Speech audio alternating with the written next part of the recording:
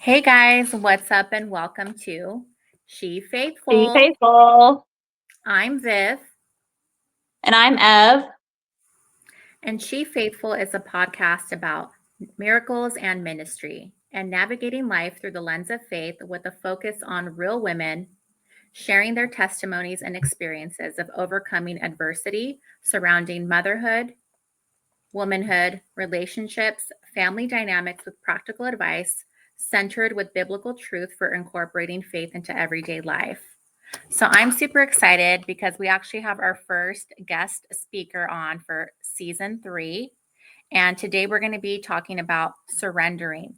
So I'm going to go ahead and introduce our guest speaker with a brief bio before we go ahead and bring her on.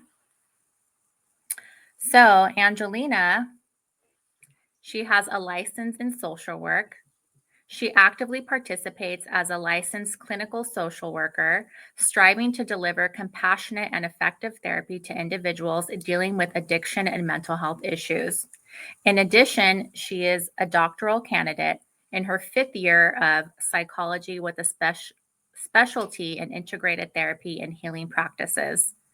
She is deeply engaged in research and development of her dissertation, a significant academic endeavor that explores new ways in a therapeutic practice aimed at enhancing recovery outcomes and fostering enduring well-being among the healers actively engaged with individuals affected by addiction and mental health issues. Her research focuses on the lived experience of healers who have struggled with grief through the losses of patients who have died to overdose. From a depth of psychology perspective, she is interested in the archetypal journal of the wounded healer and ultimately the effects of grief on the healer and the client care. Through this research, she aims to contribute valuable insights and evidence-based strategies to the field of depth psychology, ultimately improving the lives of the people that she serves. Her credentials are an LSCW and a PhD candidate. So without further ado, we want to go ahead and welcome Angelina Gripp. Thank you. It's nice to meet you both. Hi, Actually, Vivian, I've Angelina. known you for a long time. And hi, Evelyn. It's nice to meet you. Yes, Yeah. it's so great to meet you tonight. And I'm so excited about having this conversation, and the topic is surrender. And, it's such an integral part of the Christian faith and walk. I think we do all struggle with it at times, but, when we do submit, it does help to make life easier. So, but I'm really looking forward to hearing what you have to say and, your special story. Yeah, surrender has been an integral part of my story through multiple points of my life. So, yeah, I'm excited to share today. Thank you for having me. Absolutely. So today's episode, like we said, is called She Surrenders, and we're going to be unpacking what it means to fully trust God with our lives, even when it doesn't make sense. And we're also going to be giving Angelina the floor today and hearing her testimony. And she's going to share her journey of faith, leadership, and making a difference in her community. So as you guys were saying, I actually am originally from Australia. I've been in this country. I was just discussing it with somebody yesterday. It'll be my 30th year this year. And Wow. I think I know time flies. And I was just realizing that my son will be 29 this year. And he was born here in this country. I came over to visit my then boyfriend that I'd met in Australia. And he's American.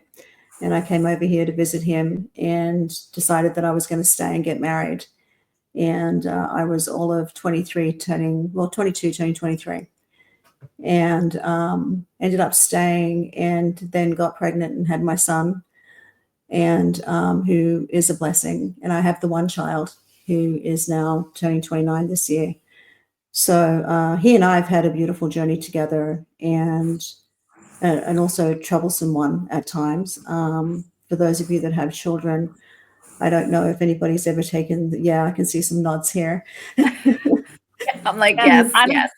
I'm a mom of two, 4-year-old and a 7-year-old.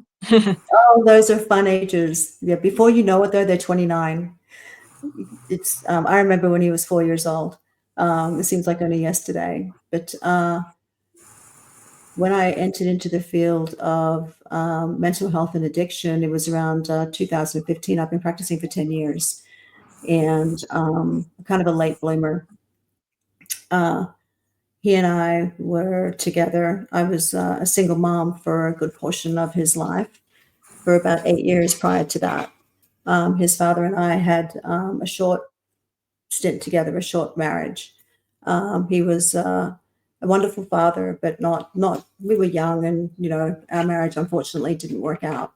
But anyway, that being said, he succumbed to substance abuse and drug addiction. So that was one of those journeys that we took together.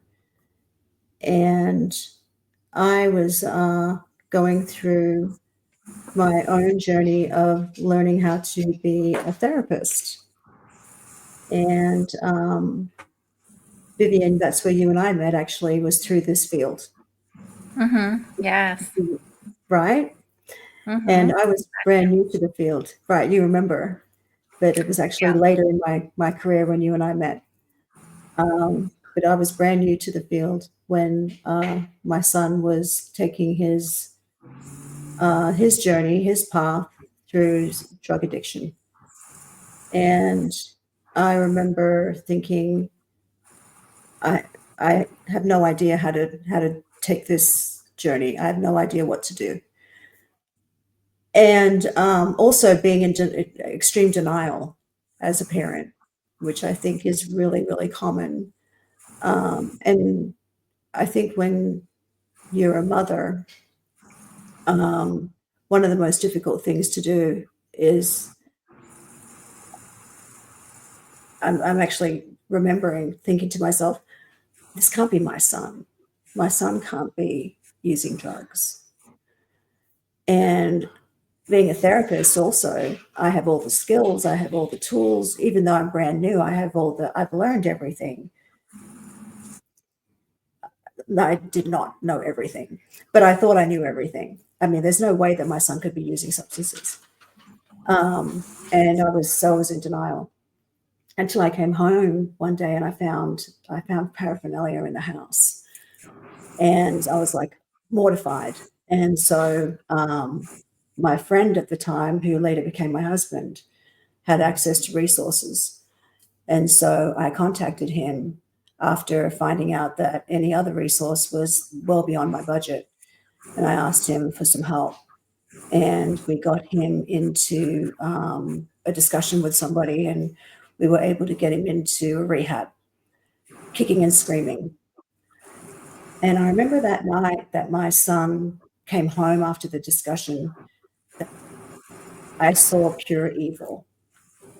I remember thinking, my son, the addiction's evil. I remember thinking, wow, my son called me everything under the sun. And it was horrific. And I remember thinking to myself, God, please help us. And he was sitting next to me and he was like, the foul language coming out of his mouth, the denial of me being his mother, telling me he didn't need help, telling me he didn't need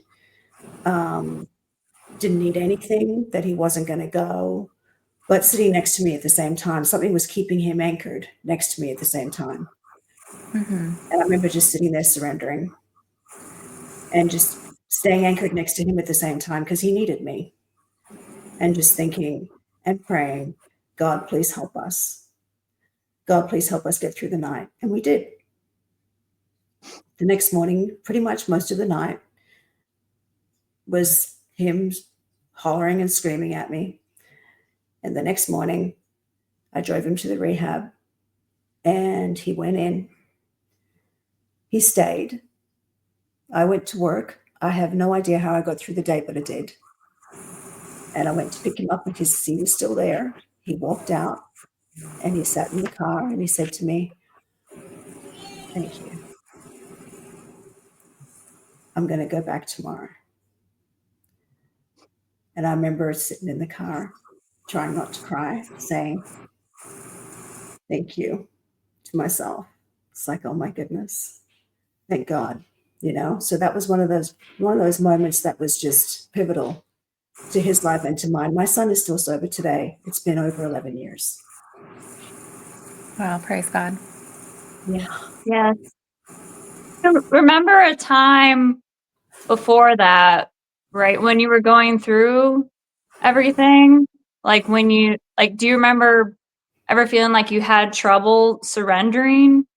Like it was, like there are times when we struggle with it, and we don't always like submit right away. We don't always like go to God in the right way. You know what I mean? Oh yeah. Oh yeah. I've got more recent stories of that, of when I haven't wanted to submit. And it's always uncomfortable to talk about those moments, right? More recently, in the last couple of years, I have health issues, and that's one of the reasons that I had to leave the job that I was working at with where Vivian and I knew each other. But it escalated after that, where my health got worse. And I had to spend 2 years on pain medication. And working in the field that I work in, being on pain medication is one of those things where you're just like, I can't believe I'm on pain medication. But I had 2 back surgeries. I had an 8-millimeter bulge in my back and lost the use of my leg, and I couldn't walk. It was emergency surgery, and it was urgent. They had to go in and do what they had to do. And so the first surgery, I was in recovery, started to recover like normal. And I was thinking, okay, great. This is awesome. I should be fine. But within 8 weeks, I started to decline. And for some reason, I wasn't healing. And I was doing all the exercises, but it started getting worse. And I was back on the couch again, started having to use the walker again. And then I couldn't walk again. And so I spent 5 months on the couch, unable to walk. And I ended up having to go back in and do surgery again. So I ended up spending close to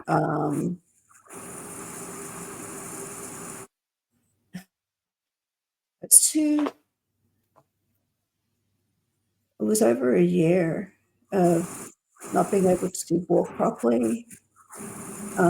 Within that time, having to get a caregiver.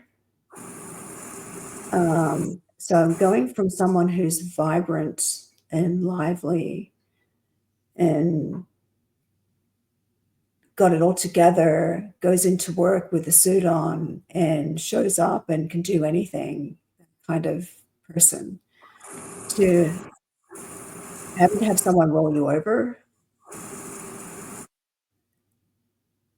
I'm fighting God. I don't have very kind words to say to God in those moments. Right. Yeah, it's interesting. Yeah, Yeah. your story. It really pertains to me in a way, because I work with people with similar injuries. I'm a physical therapist, and I've worked with people, bedridden, just assisting them, getting them back up to standing and everything. Yeah. Yeah. Okay, so you get it. And it's hard. When you can't move and you're fighting to move. It's horrible. And the pain, pain is, yeah, pain is one of those things that does not make sense at all. Yeah, I was not definitely, it, it took me to places in my head and my heart that I didn't want to go. Mhm. And I don't want to go again. So what happened next is that surgery failed as well, because I went for another checkup, and they said, oh, basically the nerve is damaged, and it's not going to get better. So I'm on all this pain medication, and I went to and I decided I was going to throw it away, because I thought, why am I taking this pain medication if it's not working? I don't want to be on pain medication. Well, when you're on that much pain medication, you shouldn't just throw it away. You go into withdrawal. So my husband's a pain medication doctor. He's an addiction doctor, and he wasn't very happy that I wanted to do that. So he said, "You can't do that."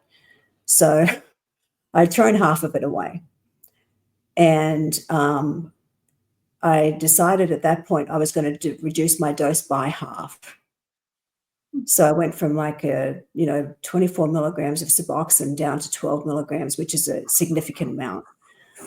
And then I told him that I had reduced it. And so he was like, oh my God, what have you done? And I was just like, I don't want to be on this stuff. This is ridiculous. So then I went on a medication, a medically appropriate detox, and got myself off of it quickly. But long story short, I had missed some medication when he went out of town, and threw myself into a detox again, and had decided to replace it with something else, and threw myself into a psychosis. Yeah. And I ended Well, up. I like what you said before, the part about how you basically, it sounded like you listened to your husband, right? You listened to his recommendations I because did. he's a specialist with it. So then you were willing to submit to him, and then, you did the right thing, being on the appropriate amount of pain medication, and then you were able to get off of it, right? Like, Yeah. right, eventually we were weaned off of it, and Oh, yeah. yeah. Yeah. I Mhm, was off the mhm, medication without a problem. That I got off the pain medication, no problem at all. It was mhm, just that I skipped it and replaced it with something else, replaced something else medication with something else. And it just was, and I went into a psychosis because it wasn't out of my system properly yet. And it takes a little time to get out of my system. And so I ended up having a nervous breakdown and depression. And I was so depressed that I ended up in the psych ward. And then that was when um, I didn't want to call on God. I didn't want to call for help. I was terrified. I don't know if you want me to talk about that at all, because I mean, that's kind of some. yeah, I mean, Yeah, it's up to and you. I wanna go ahead and say thank you so far for being so vulnerable with our She Faithful audience, because I know somebody needs to hear your story today, Angelina.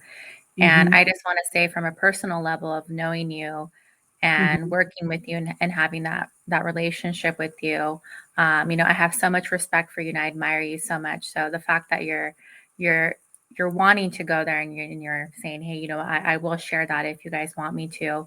I did want to go ahead and ask you before we jump into that. Um, can you tell us a little bit about how the experience, um, with what happened with your son, what you went through with him, and Mhm. now you're kind of also experiencing that for yourself. What did you learn from that? What kind of lessons did you learn? because we worked with those types of patients, in the addiction field together, right? So when Yeah. you were actually in those shoes, what lessons did you learn? I know you felt like you were probably being torn apart. I know you shared that you went through the psychosis, you went through the Hmm. depression and the breakdown, and that's got to feel like, God, like, what are you doing? I feel like I'm being torn apart. I can only imagine how you must have felt. And it's in those times where we're going through those breakings, or those parts where he's tearing us apart, and we feel almost like, in a way, and I don't know, maybe I'm speaking on a personal level, like, why am I going through this? Why Hmm. do I feel like I'm being punished? Like, God, where are you? But God doesn't see it that way. God may look at it like, I'm grooming you, I'm doing something to you to go ahead and mold you and shape your character for some things that I'm trying to build in you. I'm trying to make you into this woman that has your identity in me, right? That places your dependence on me. I know you shared that you went through moments of, you didn't want to talk to God. You had not some nice words to say to Hmm. him. Can you kind of share a little bit about that? I know you wanted to talk a little bit about your experience, about what you went through when you were in the psych ward, right?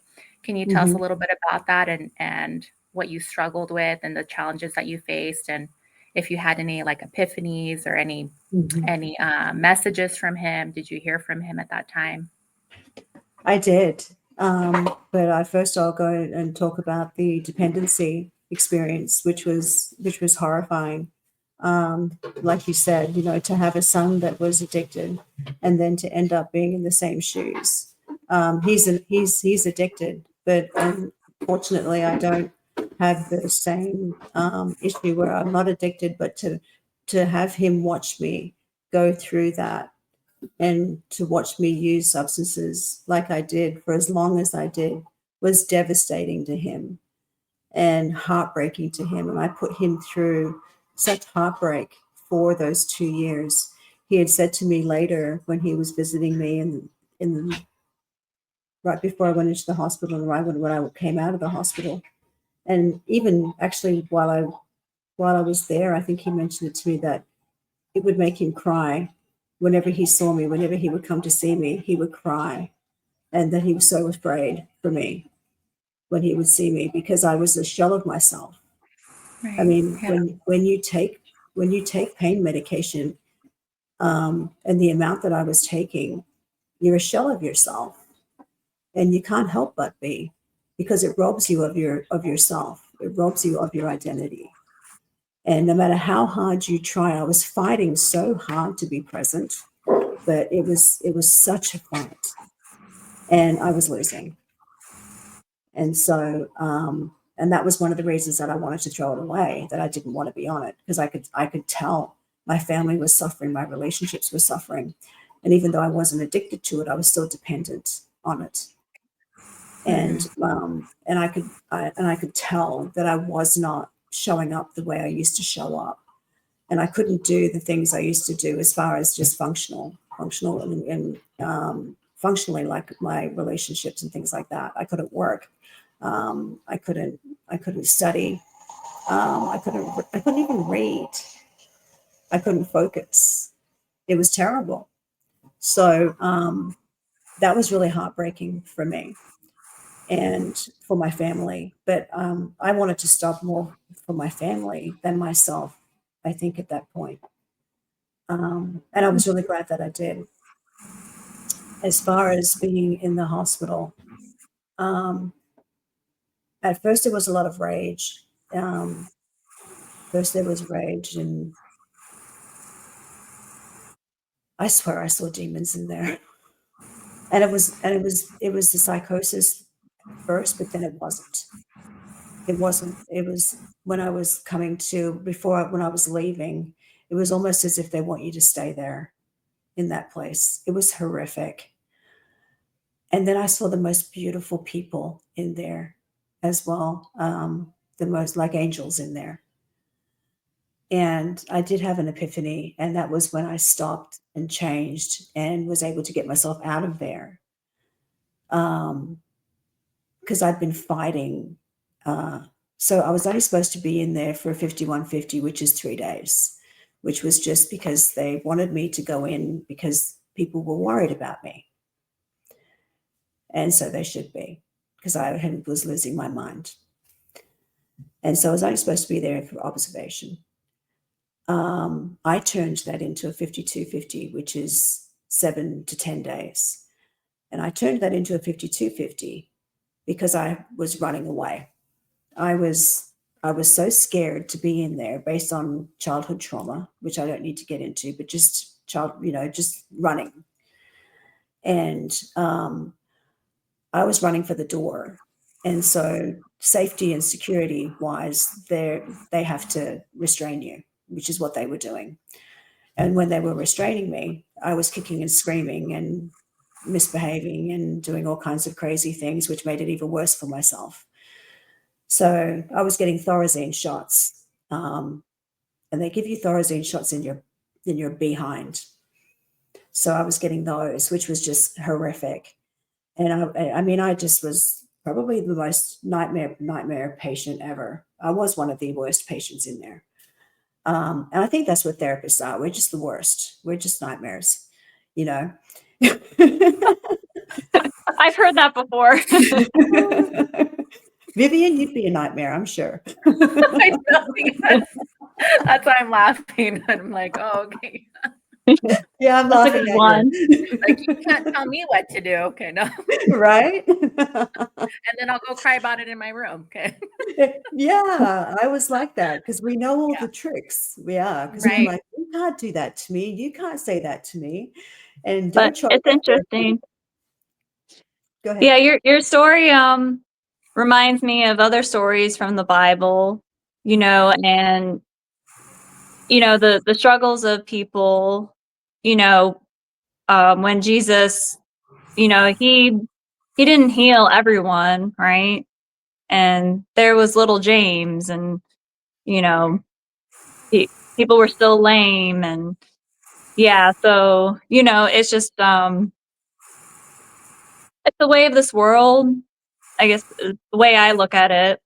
But anyway, and I was thinking about you and what you went through, and when we go through such an experience, I truly believe God does bring certain people into our lives at those times, usually. So I hope someone was there for you, and the family, and sometimes the struggles we go through bring us closer with people, right? And we Oh, develop our friendships more, our godly friendships, right? And I met a beautiful soul while I was in there. One of the times that I'd gotten into trouble again, which I completely deserved.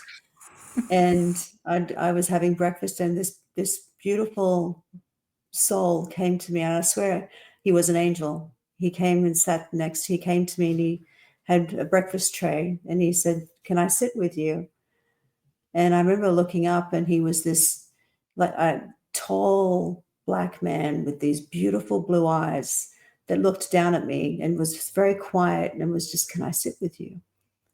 And I was like, "Yeah, sure."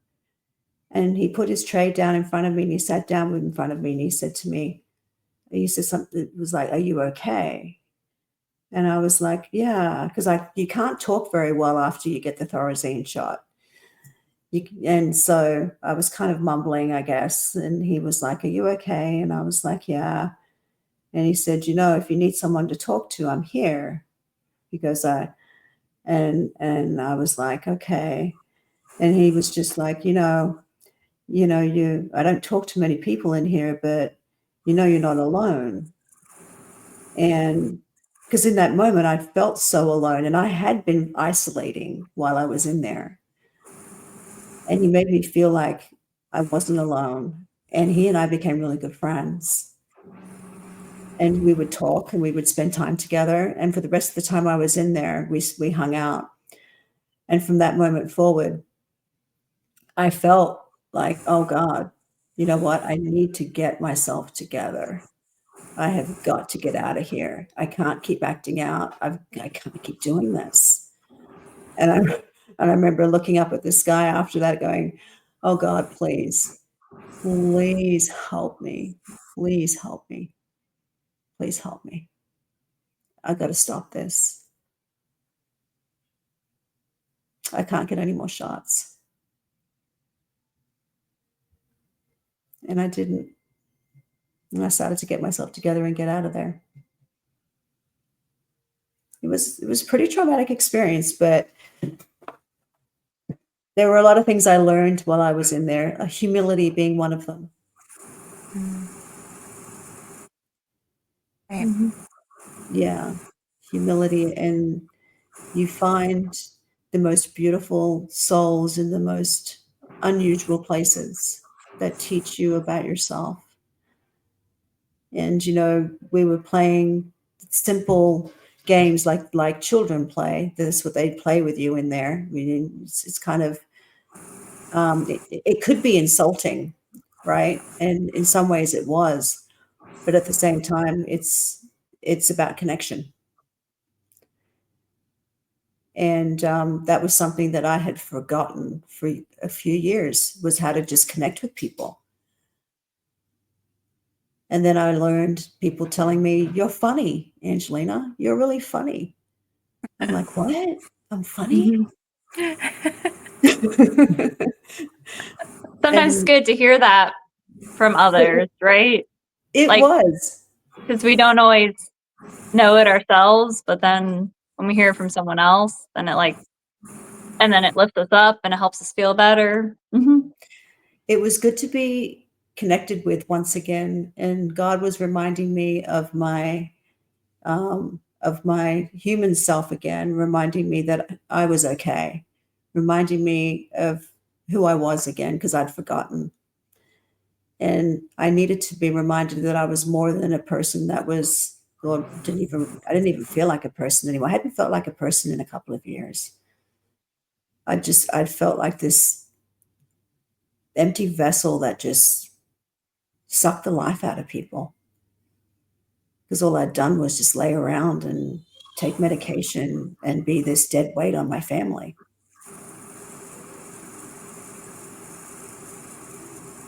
What do you think helped you with like how you kept going and you kept progressing and improving? What was like most helpful for you to with staying motivated? Praying. I started praying again, and I hadn't been praying in years. Wow. After That that moment, that connection with his name was Toby. Yeah, after that connection with Toby that morning, just someone letting me know that they loved me in a different way, that I knew my family loved me, but someone in that moment where I'd felt so lost and alone in that hospital, letting me know, "Hey, you're okay." It's making me want to cry. "You're okay." Oh, I really needed to hear that in that moment. yeah. That reminds me of scripture when it says that those that call on the name of the Lord will be saved. And it sounds like someone just taking a moment to acknowledge you and say in that moment, like, "I'm here for you. I care about you." Helped you kind of reach an area where you were able to start talking to God again. Can you tell us a little bit about what those conversations started to look like for you and how they helped you through, like Evelyn was saying, as far as like the progress and everything that helped you get through those moments? I know that would be encouraging to anybody that's listening, because I know it's easy to talk to God, only maybe when we need to or we want something. But can you tell us a little bit about how that helped shaped the rest of your journey until you were able to get out of there? Yeah, I'm sure you had to stay disciplined, right? And discipline comes before motivation, right? I did. I still couldn't walk very well. And it was hard to walk. And it was hard to stay out of trouble still, because they were really mean in there. And Wow. I had to motivate to get up and I didn't have the roommates that I had in the were hard to bear. So it was hard for me to not be angry still. And so it was like I would pray for patience and I would motivate myself to get out of. I'd pray for patience and for the courage to get out of bed and not be rude to the nurse, because if I did, I'd get into trouble again. And not to want to run, because I knew where the door was. My usual MO was to wait and scope out and wait for an opening to run for the door.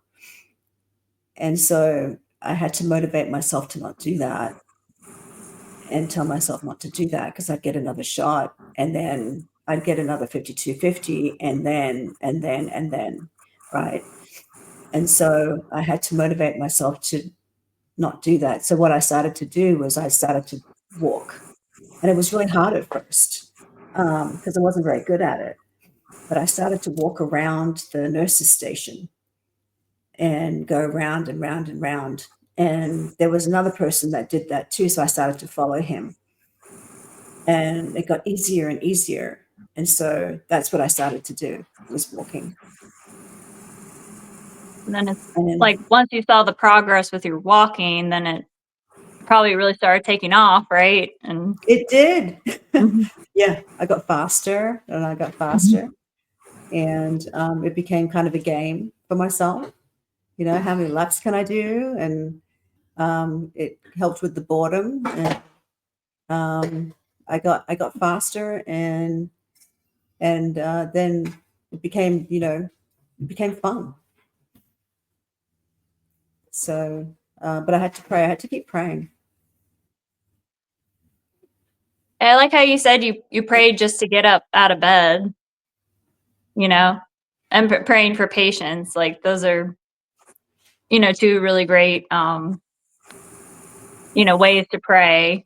You know, I think for a lot of people, we wake up in the morning and, some of us do delay just to get up out of bed every day, right? Yeah. It's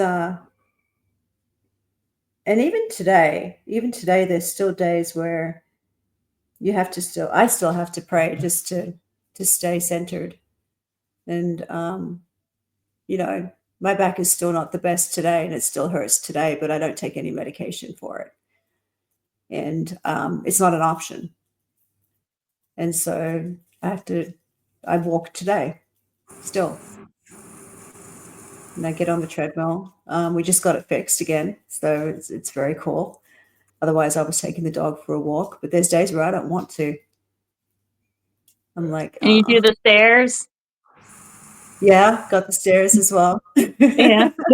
Uneven surfaces. Yeah. Yeah, but there's days where I'm like, oh gosh, and I don't want to, but I have to motivate myself, and I push myself. But and gratitude, I've and I don't do it every day, but but I try to remember to do it as many times as I can, and as consecutively often as I can, because I'm not perfect, and I don't pretend to be, and because I'm human, I'm not perfect, but I do it as often as I can. The gratitude list really helps as well. I'll write down in my journal. I've got a journal that's been really helpful to keep me on track every day, that I do write in for work and things like that. But when I write a gratitude list, that is more like a prayer for me as well. Beautiful. I love that. And you know how studies show that, when we focus on gratitude, it does shift our mindset, from not being focused on, the anxious thoughts or, the depressive thoughts, right? Because our brain can only focus on one, right? So I think that also helps us, and keep that in perspective, for all the things that we do have, right? I wanted to ask you, how long was that period of when you were in the hospital for? 30 days. 30 days. Okay.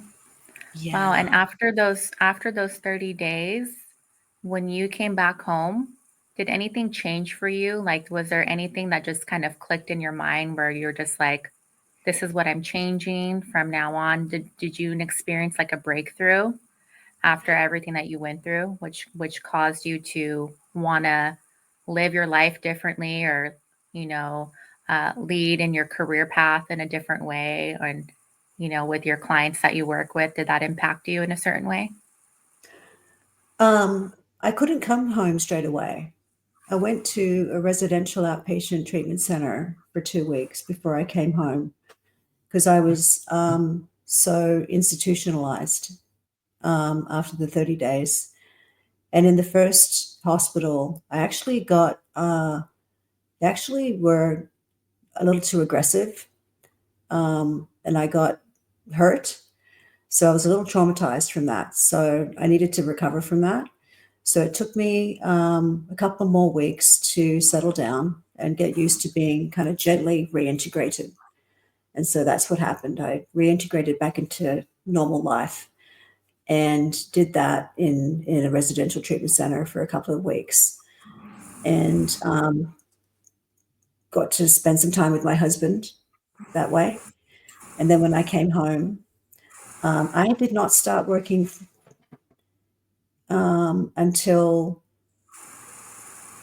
and that was in August of last year. And I only started working about a month and a half, well, 2 months ago. I really took my time wanting to make sure that my brain was back online and that I was fully recovered. And yeah, I just, I needed to take some time out. It was brutal. Right. And a lot of times, when we're forced to rest or stop, it's sometimes very much needed. Mm-hmm. And it even talks about that in scripture, right? Where the Lord, he would take time, or Jesus would take time to go ahead and pray, to rest, right? And he Mm-hmm. encourages that, right? He even says, come to me, all who are weary, right? And I will give you rest, right? And especially now, we're so accustomed to, especially when we're women with careers, right? We're so accustomed to just being on the go. Like you said, you were very much in your career at one time, used to putting on your suit every day, right? And showing up and being there, right? And doing what you had to do. So in those moments where you had to slow down, what were some key things that you took away from that time until you started working again with your clients? Well, I did not realize it, but I had not slowed down or really ever rested. And so that's 35 years of Wow. working and being on the go, with very few like vacations, breaks, downtime, Mhm. um, very little of that.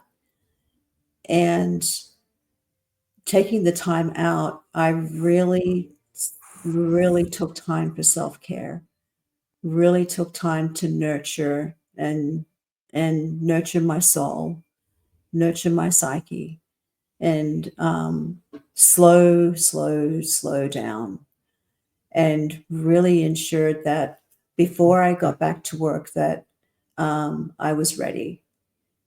And before I got back to work that um, I was going to be prepared to take care of myself first before I even attempted to take care of somebody else, because that's what my job is. I mean, I've got to be fully prepared to take care of other people because that's what I do.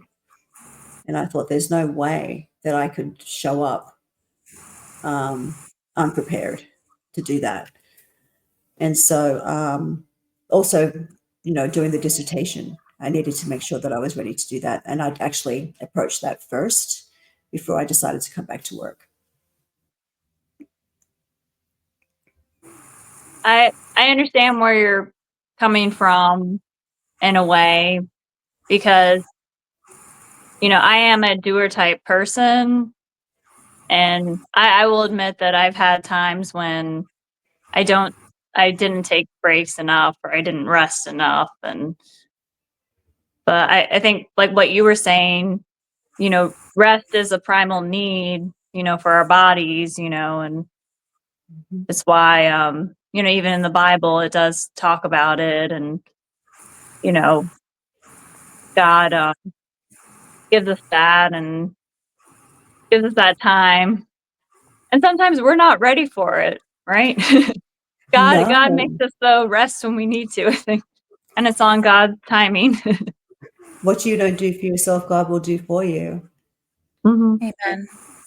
You're right. And I never Mhm. realized how true that was until it happened.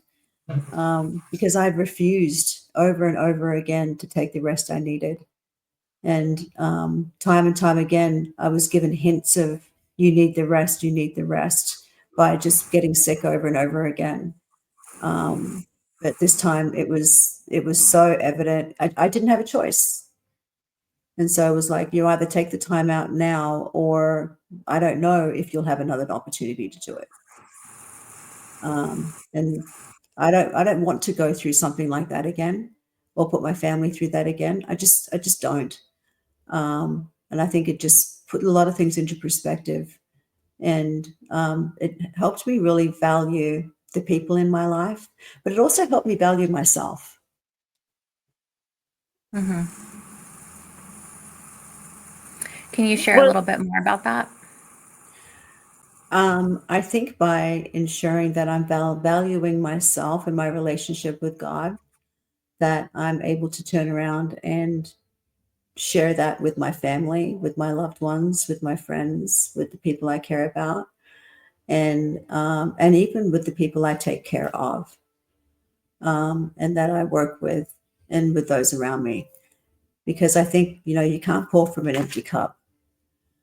And that's kind of what I had ended up doing. I was kind of chasing that towards the end. I was Right. like trying to always catch up with myself without realizing that's what I was doing, because I'd gotten so used to doing that. And it was becoming such a bad habit of okay, I'm just well enough to get back to work. I'm just well enough to get to work today or tomorrow, or I think I'm good now. But really, I wasn't as good as I could be, and I didn't realize how much better I am now that I'm really well. What a difference that makes.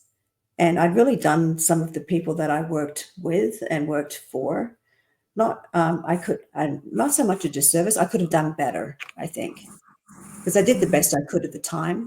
I just think I could have done better. we all want to do better. Yep.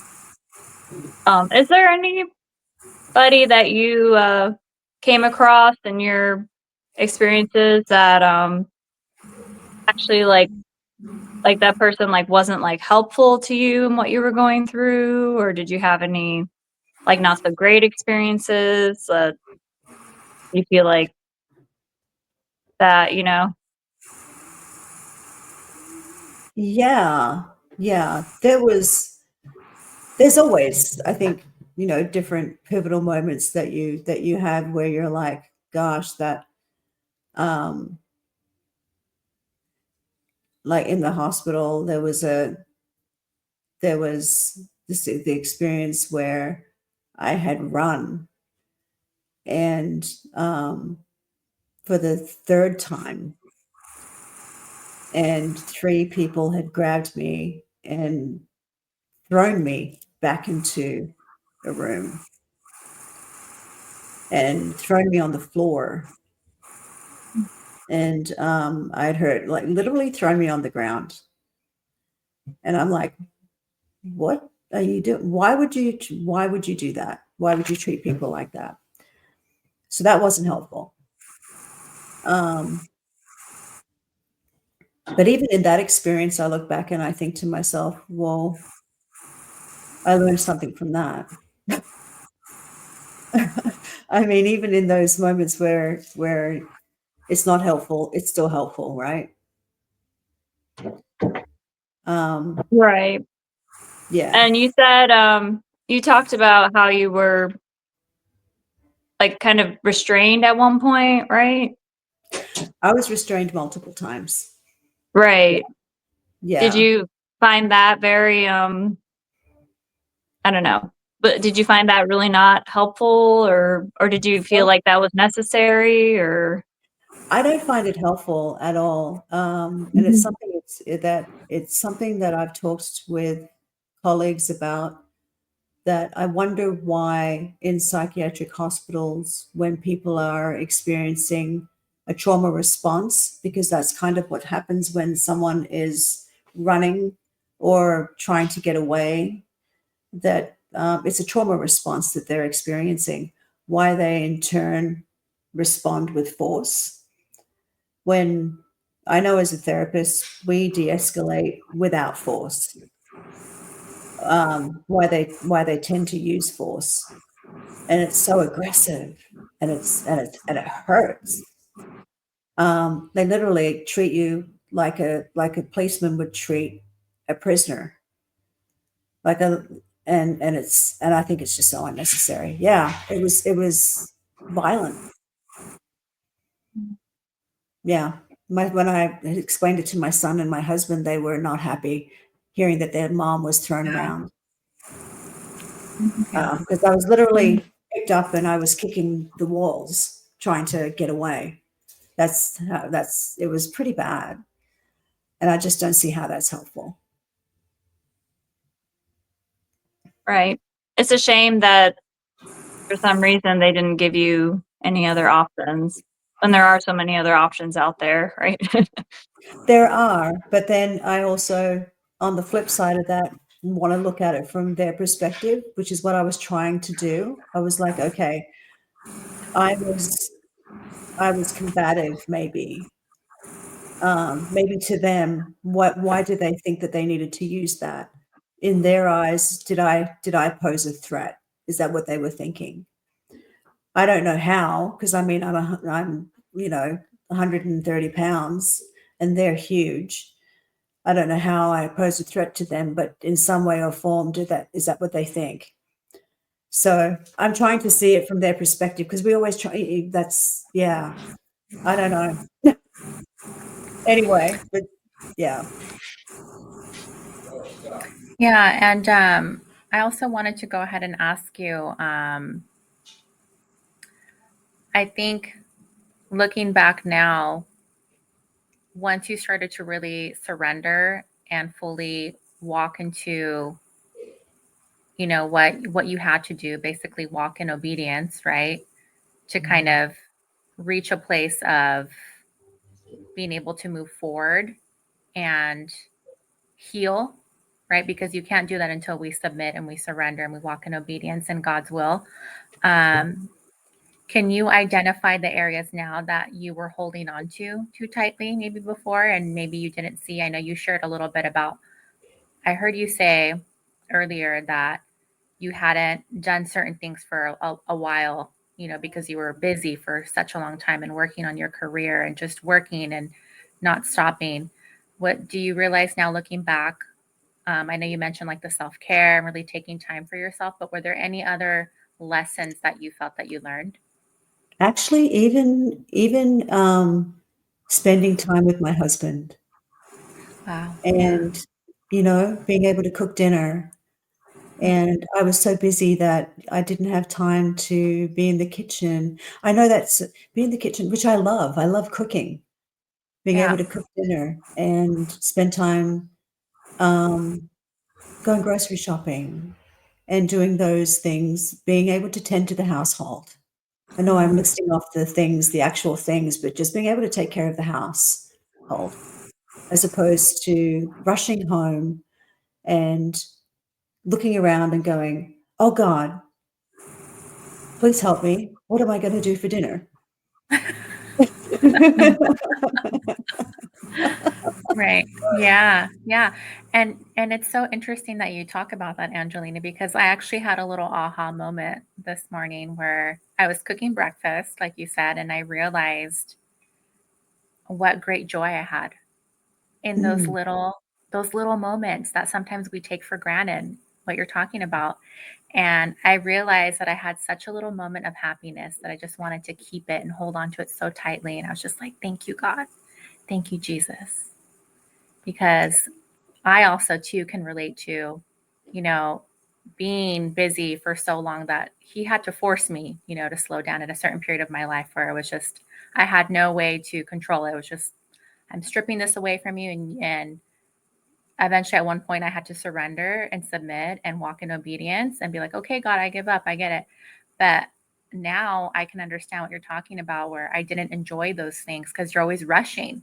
But now, like this morning, like I said, it was just one of those moments, those little moments that you're just, wow, like you can find great joy in those things. And I think that is a gift from Jesus. That's a gift from, the Holy Spirit, and just showing us his goodness, and that he's there. I don't know if you can agree with that. No, I agree with you. Very I- true. Yeah, I would have to agree with you. I think that's being able to take the time to enjoy the little things, which were so often overlooked, or not even. No, I wasn't even aware that those things were available to me because I didn't have time to think about them. Right. And Yeah. so, Listening to others the best you can, right? mhm, yeah, And slowing down when you listen to others. Like, other people can cue you, and like God's way of showing you too, I think. And like today, like my daughter, she just wanted to play with me sometimes. And I was kind of thinking in my head, well, I do have to do this, this, and that.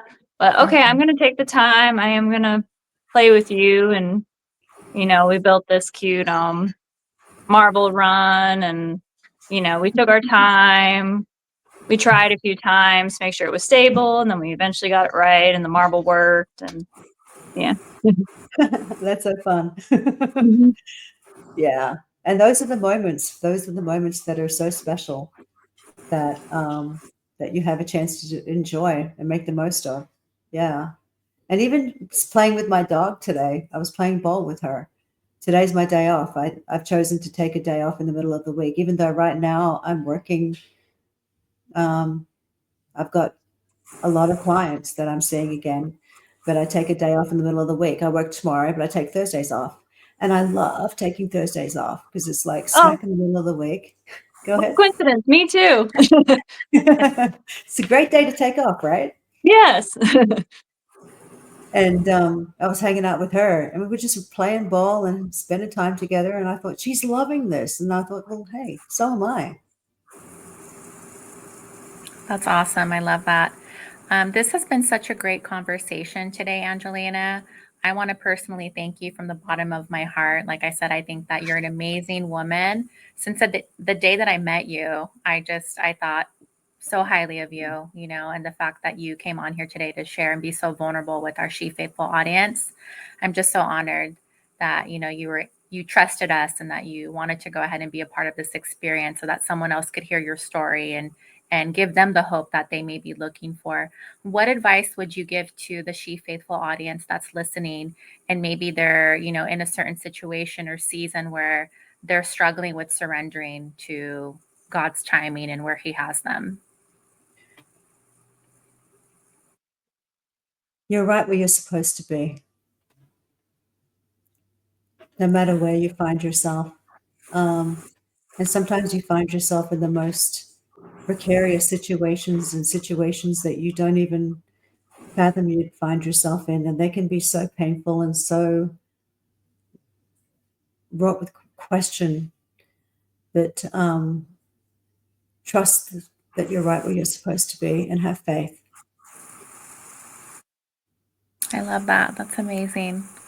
Yeah, and a few practical steps that we want to leave with our She Faithful audience for today about surrendering to God's plan is pray for guidance and peace. Identify the areas where you're holding on to too tightly, and meditate on scripture, and surround yourself with uh, the right people, a godly community, or supportive friendships. And Thank you for can't having me go today. wrong, yeah, with remembering like the Bible verse, trust in the Lord with all your heart and lean not on your own understanding. In all your ways, acknowledge him, and he will make your path straight.